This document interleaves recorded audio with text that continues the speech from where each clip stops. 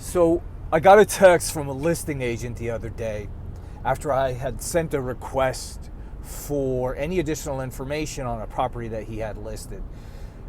The property had some unfinished buildings, and my out-of-state client asked me to find out if there were any architectural diagrams, any type of plumbing, electrical schematics, any additional information at all that could help them decide whether or not continuing was warranted. I had scheduled a trip to go walk the property in a day, but we put that request in with the listing agent, and I got a response back that began with, keep it simple. And then they went on to elaborate a little more, kind of lecturing about, this is your standard Tennessee property, it's got some outbuildings, and then he repeated again, keep it simple. And it's really funny, man. I laughed at that. It all made me think about the market in Phoenix in 2008. 2008, we had a really nice business going. We were putting into escrow, 7 or 8 properties every month. We were closing every month, it seemed, 5 or 6 properties, it seemed. And it was nice, and it was like clockwork. Well, in the fall of 2008, all of a sudden, one month, we only got like 3 things in escrow.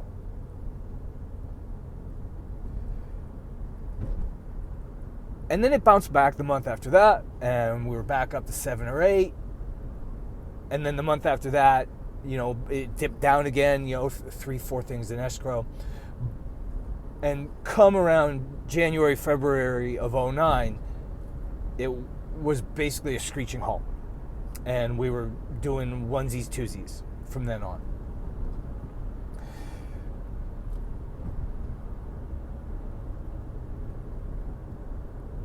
Back then, everybody was complacent. All of the listing agents and all of the buying agents, not everybody. There were tons of savvy players that understood that the game had changed in 2006. And the smart money had really kind of left. And now all the rubes were rushing in, playing real estate mogul investor, buying up the properties that the savvy players were putting on the market for discount. And the reason why I'm going back to all this is, where are we at now? It's 2023. Where are we at? Supply and demand dictate. All real estate is local. So here in Tennessee, we have a pretty steady stream of buyers that still want to come in.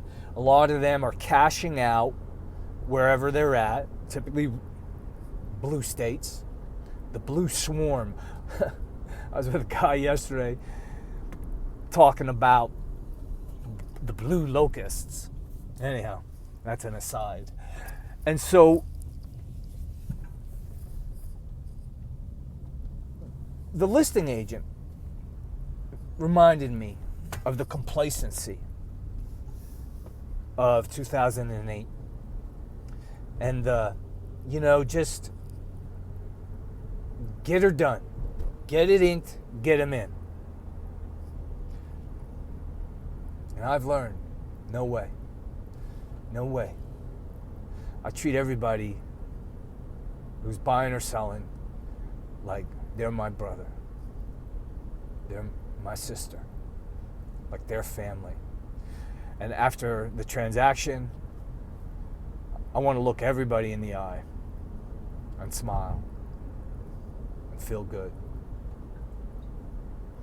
keep it simple. Real estate isn't simple. This is the most complex transaction in most people's lives. It is fraught with concerns and pitfalls, some real, some imagined. It's many, many things. Simple it is not. So the epilogue of the story would be this. I went and walked the property yesterday,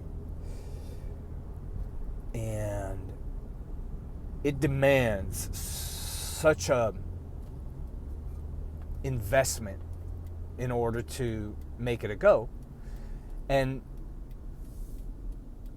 I gladly presented all of that information to the sellers. Now maybe they're up for it, maybe they're not. Maybe they have the aptitudes and the finances, or maybe their future is clinging to this. And they're going to take everything that they have and put it into this dream in Tennessee, moving some 3,000 miles to do so. Man, that's not simple. That's not simple at all. Have a good day.